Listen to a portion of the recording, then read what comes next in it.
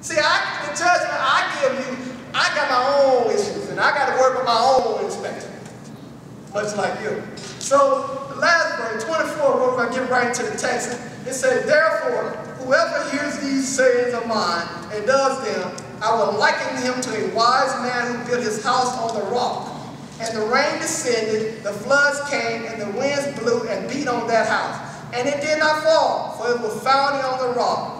But everyone who hears these sayings of mine and does not do them will be like a foolish man who built his house on the sand. And the rain descended, the floods came, and the winds blew and beat on that house. And it fell, and great was its fall. What I want to talk about today is inspecting the inspectors, the builders. Inspecting the builders. In life, you are the builder right now. See, many times people look at that sermon, Sister Lynn, and they'll say, well, we need to talk about rock, and we need to talk about sand and foundation. The rock and sand is already there. What you want to look at, you want to look at the building. Because all throughout this verse so far, they've been talking about you and heaven and how to get there and all that great stuff. So CJ and you all can put your hat on now, but we're going to be builders for a while. And we're going to be builders for a while. And as you look at builders and you look at this passage, the story says there was two builders, right? The one builder that built their house on rock, the one builder that built their house on sand. The builder that built their house on rock, in the scripture is talking about, parable is talking about, built their life on Jesus. That means that they built their life on something that was stable. They say the person that hears the words of God, do what it says, have built their life on something stable. He said that's wise. He said it's like the person that don't hear the word of God. Both of them hear the word of God. One chose to believe and do it, one chose not to. The one that chose not to hear the word of God, the one that chose not to, has said like a foolish person that built their life on sand, something unstable, something unstable, something that's going to fall, and something that's not going to stand the test of time. That they build and they live their whole hope on something that was false, that's not going to make it. So when you look at your life, and when you say, do I follow God's word, and do I do what God tells me to do, am I building my life on something stable, that I know permanent, that's going to stand. When you look at Haiti, and you look at Chile already, and you know both of them have an earthquake. Haiti had a 7.0 earthquake, magnitude earthquake, and over 200,000 people got killed in Haiti because of their building codes. And Sister Sandra already told us why, because of the poverty in the country. But because they had poor buildings, Haiti did. And you look at Haiti building, Haiti had some building. Last year, 2 years ago, one person got sued because 92 kids died in school because the school collapsed. That's before the earthquake came. And they asked the guy what happened. The guy said, I used very little concrete to get the bricks together. He said, I used very little concrete to put that together because Haiti doesn't have a building code standard. And when Haiti doesn't have a building code standard, then you can do what you want to do. Much like Christianity here, and Rodney and I have been in religion class, what I found out, Sister Rodney, while we go through the classes, many of the religions that we talk about, Rodney, they are very strict. They are very rigid in what they want their people to do. What I found out, those are religion strict like the Mormons and the rest, those people are doing it.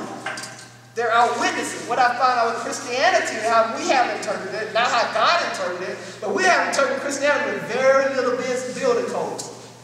We pretty much can do what we want to do and do how we feel. We realize even though God has given us a Bible that's a strict, rigid building code in our life, we as a people have chosen to use that very loosely.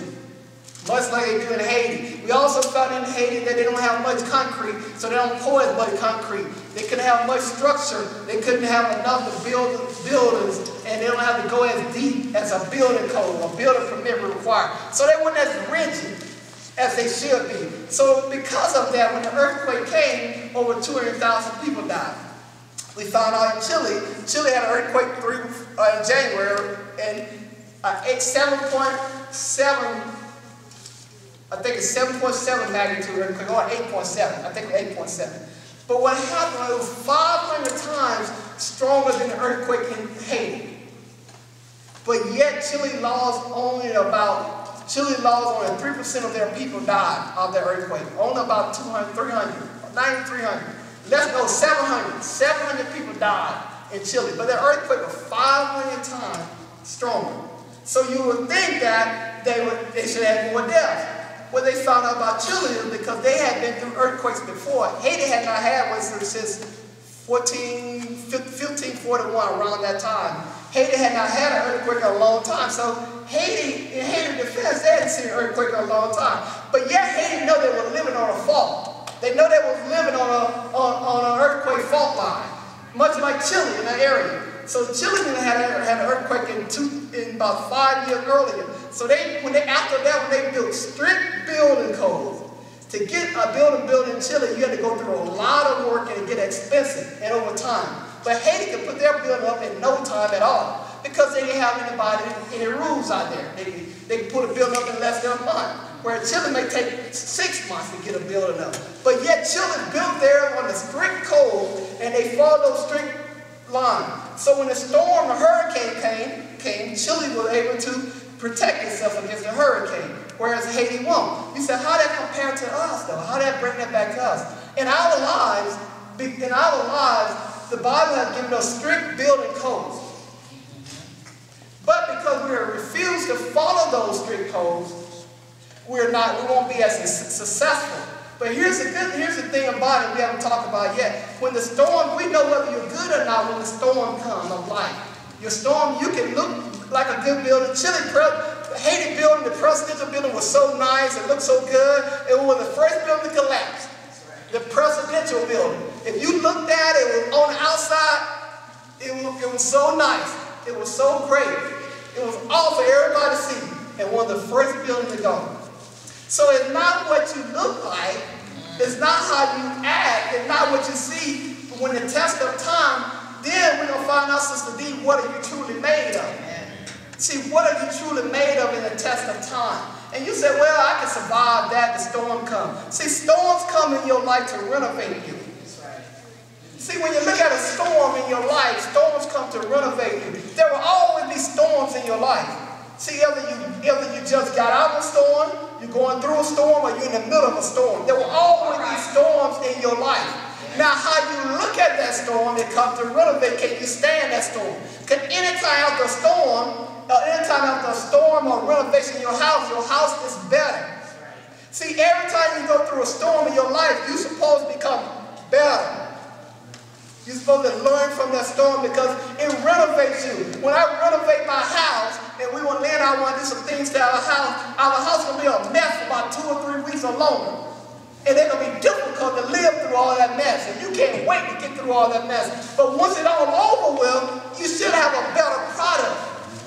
Much like in your life, once storms come, and after you go through them and ride them out, you should have a better product. Now, what you're supposed to do in storms is you're supposed to do like the eagle. The eagle, when the storm comes, the eagle flaps his wings, he's so above the storm. And you're supposed to rise above the storm. But many times in our life, we do like pigs and cows and chickens and dogs. We start cracking and howling because we're afraid of the storm. But we're supposed to be like an eagle. An eagle rise above it. An eagle look down on the storm where we don't look down on the storm. So when storms come, you're supposed to be able to go through them. But now as we get through, let's learn some more about Haiti. And let's learn some more about Haiti. Because Haiti teaches us a lot.